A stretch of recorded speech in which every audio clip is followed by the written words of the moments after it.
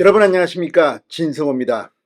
더불어민주당은 이재명 대표가 취임 1년을 맞아 단식에 돌입하는 등 어수선합니다. 지금 검찰은 이재명 대표의 비서실장, 박찬대 최고위원 등을 소환하는데 이들은 소환에 응하지 않고 있다고 합니다. 반면 국민의힘은 총선 시기가 바쁘게 돌고 있습니다.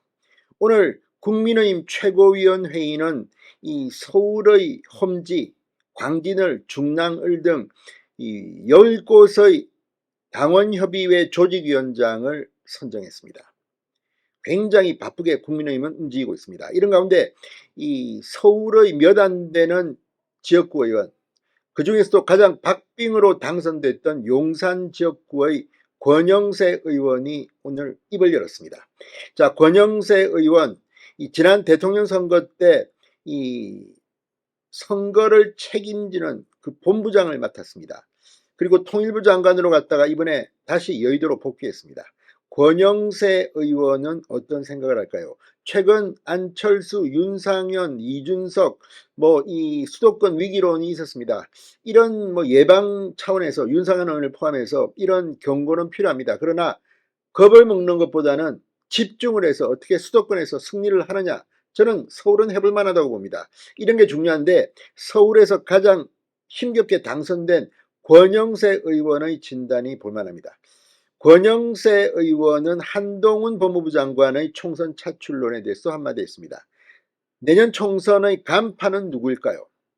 권영세 의원은 윤석열이라고 합니다. 자, 그 이유가 뭘까요? 진성호의 직설 시작합니다. 방송에 앞서 아직 진성호 방송의 구독자가 아니신 분은 붉은색 구독 버튼 눌러주십시오. 자, 국민의힘이 내년 총선을 앞두고 국회의원 선거구 조직위원장이 공석인 사고당 옆 36곳 중 10곳의 책임자를 인선했습니다.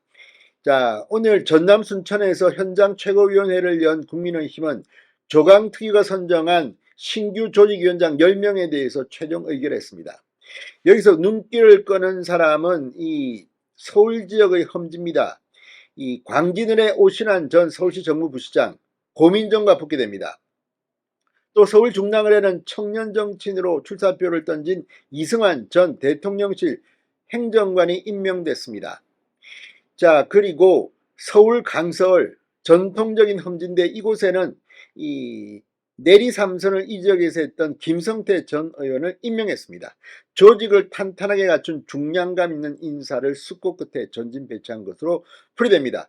자, 아무튼 이 외에도 이 윤 대통령의 연수원 동기 법대 후배 고석 변호사를 경기 용인병에 배치했고, 재선인 정운천 의원은 전북 전주 을에 임명됐습니다. 류재화 전 국민의힘 세종시장위원장은 세종갑에, 서정현 경기도 의원은 안산 단원을의 조직위원장을 맡게 됐습니다.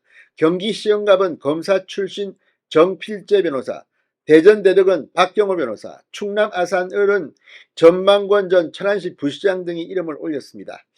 자, 아무튼 지금 험지의 새로운 조직위원장, 물론 이 사람들이 꼭 공천을 받는 것은 아니지만 그만큼 이제 국민의힘은 총선 시기가 돌아가고 있다는 겁니다. 자, 최근 이 수도권 위기론을 윤상현, 안철수 이런 의원들이 제기했는데, 권영세 의원은 여기에 대해서 김기현 대표를 만났다면서 역할 의지를 불태웠습니다. 위기론이 아니라 수도권에 집중해야 한다. 당의 존재감을 키우고 인재를 더 많이 끌어들여야 한다는 이야기를 했습니다.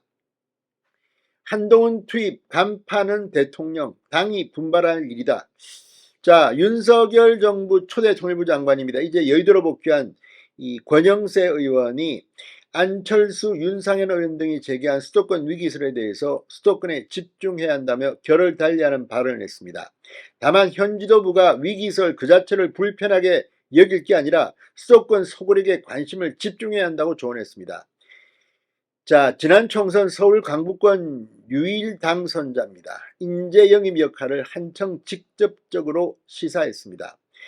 SBS 라디오 김태현의 정치쇼에 나온 권영세 의원은 내년 총선도 있는데 지금 상황에서 이념을 너무 강조하는 게 국민께 와닿을지, 특히 수도권 중도층 유권자에게 소구력이 있을지라는 질문을 받고, 지도자 입장에선 선거만 바라보고 선거 때 어떻게 득표할지, 어떻게 승리할지만 바라보고 정치를 할 수도 없는 것이다. 이념 가치에 집중한 윤석열 대통령의 최근 발언을 엄호했습니다. 우리 대통령께서 지금 이념 전쟁 쪽으로만 관심을 갖겠다는 게 아니다. 테이블 위 사회적인 이슈로 올라온 상황이기 때문에 지적하는 것이지 아마 머릿속에는 8, 90%가 경제, 치안, 안보 부분들이 섞여 들어가 있을 것이라고 생각된다고 했습니다.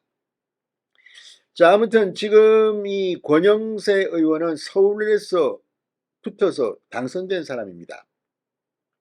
자, 지난 한 5번 수도권 선거 중 특히 서울의원을 보면 40% 정도를 얻은 선거가 딱 한 번 2008년에 있었다고 예를 들었습니다. 그때 서울 48개 중 40개를 당시 한나라당이 휩쓸었습니다.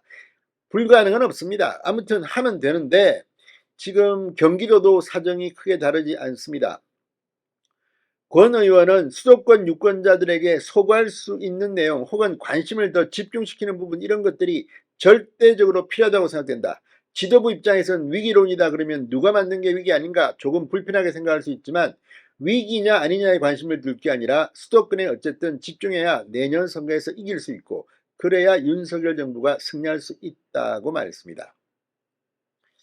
자, 아무튼 지금 이 인재 영입이 매우 중요하다고 강조한 권 의원, 이 전체 의원 각자가 인재 영입위원장이라 생각하고 주변에 좋은 인재가 있으면 적극적으로 추천할 필요가 있다. 한동훈 투입 가능성에 대해서는 이 궁극적으로는 본인이 판단할 일이다. 그러나 원희룡 장관이라든지 추경호 장관이라든지 요즘 새로 스타로 부각되고 있는 박민식 장관 등은 아마 본인도 나설 생각이 있으실 것이다. 이렇게 말했습니다. 지금 수도권에는 나경원 전 의원이 움직이기 시작했습니다. 자, 여러 명들이 있습니다. 이 김종인 전 비대위원장은 나무 원무하면서 시큰둥한 반응을 보이지만 지금 인재를 영입하고 또 그래도 키운 사람들이 역할을 해야 될 것으로 보입니다.